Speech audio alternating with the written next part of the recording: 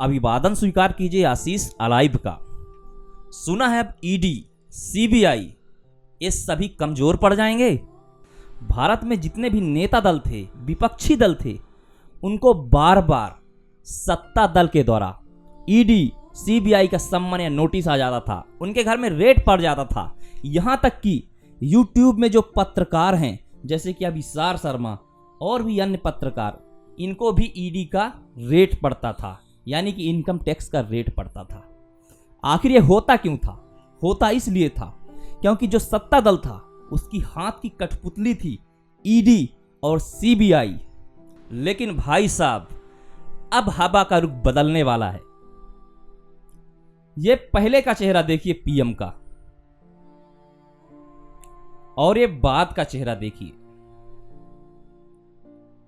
इससे स्पष्ट हो गया है, सत्ता दल कुछ कहे या ना कहे, लेकिन अंदर से जान चुका है कि कहीं ना कहीं कुछ ना कुछ तो हुआ है, कुछ तो हुआ है, मगर मेरे दिल को लोगों ने मुझको दर्द दिया है।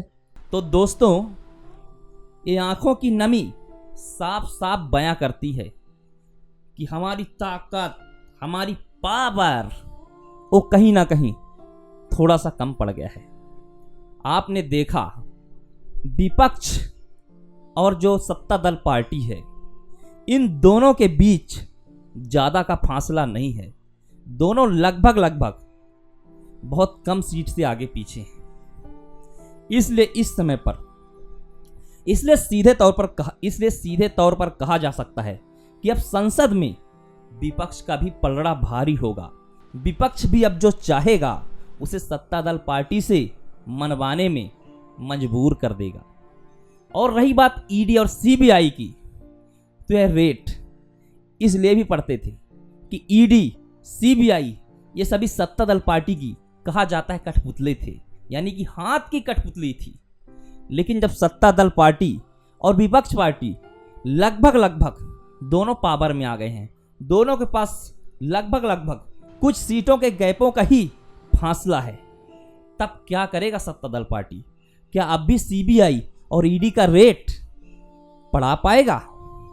क्या बड़े बड़े नेताओं को जेल भेज पाएगा?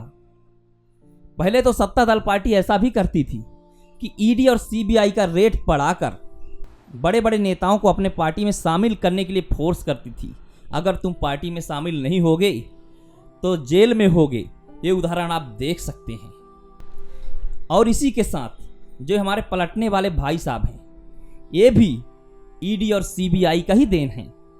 ये कभी इंडिया गठबंधन में होते थे, आज ये एनडीए के हैं। और ये मजबूर, और इनको मजबूर ईडी और सीबीआई ने किया है।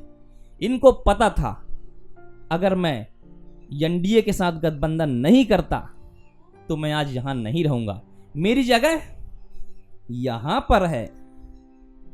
लेकिन अब अनुमान लगाया जाता है, और वह चीज राहुल गांधी भी कहते हैं कि अब जो विपक्ष है वह मजबूत हो चुका है, अब हम पर सत्ता दल पार्टी दबाव नहीं डाल सकती। इन सभी में आपका क्या मत है?